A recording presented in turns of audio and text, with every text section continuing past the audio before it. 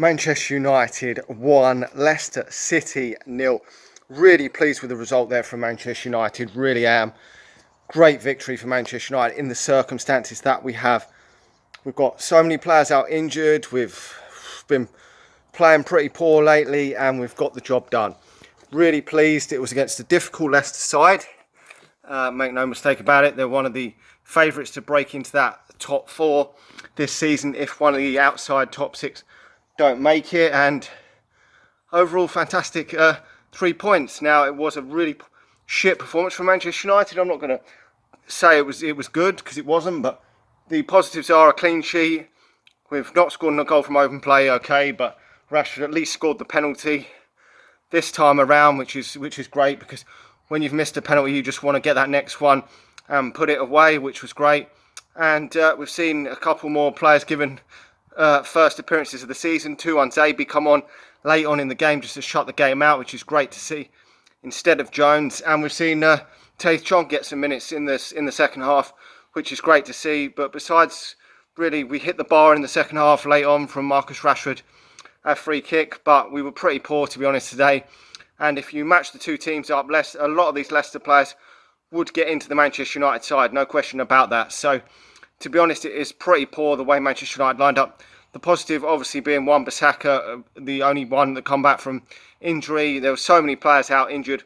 Paul Pogba didn't play, Martial didn't play, and they're two players that, although Martial's been so inconsistent over the years, and other clubs wouldn't be starting week in, week out like Man City or Liverpool. But for Manchester United, he is so important, because when he doesn't play for Manchester United, you're looking at the likes of Mata coming in, Pereira coming in, and they're nowhere near the same level as Anthony Martial. And you're taking out Paul Pogba and bringing Matic in and having a midfield two there of McTominay and Matic.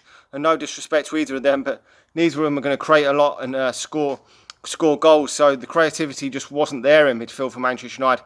It would have been nice to have seen maybe Angel Gomez come into the midfield at some point.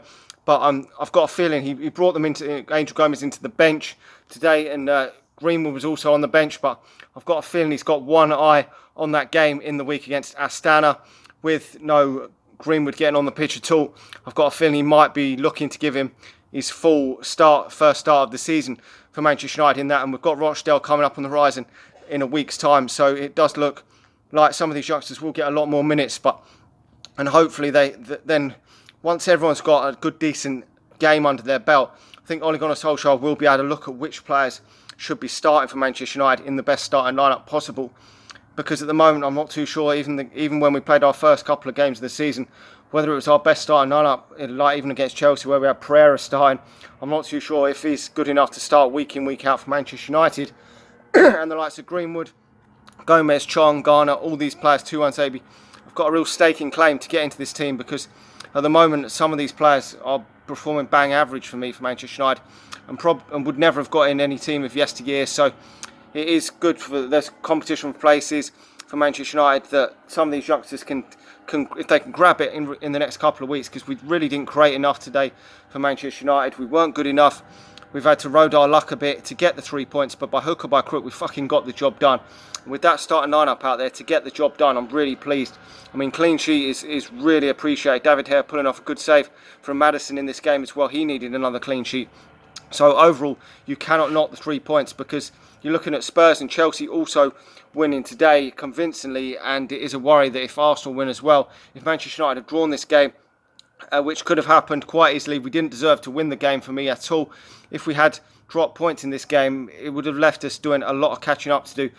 And if we'd lost this game, Leicester would have been miles clear of Manchester United, and we just don't want that at this stage of the season. We need to crack on, get some wins under our belt, and shoot up that league towards the top 4 of the table. We're not going to catch the likes of City and Liverpool this season, but the other teams, Tottenham and Chelsea and Arsenal, are very much in our grasp this season still, because of their inconsistency as well as Manchester United's inconsistency, that we have a chance of breaking that top 4. I mean, I've been saying that we have very little chance of getting in, and I could see us potentially missing out on the top 6. But the inconsistency from all the other sides, I mean, you're looking at Spurs today, let 5 in at home against Chelsea. I mean, they're not in great form this season. Leicester are probably the next best team to break into that top 6. But I don't know. We will have to wait and see. There's a lot of inconsistency. Only the top two seem to be winning, and you know that they're going to win most weekends. Apart from that, the inconsistency in and around the table is frightening. So it does give Manchester United a chance that if we can get a run together at any point, that we could shoot up the league. It really does. So positive that we've got the job done. We move on now. We've got some games coming thick and fast, so hopefully we can keep the wins going, and hopefully rotate the squad a bit for that Astana game and give some younger players a chance to impress that could well take their chances. Anyway, let me know your thoughts on the game. Like the video, subscribe to the channel if you're new, and I'll talk to you all again soon. See ya.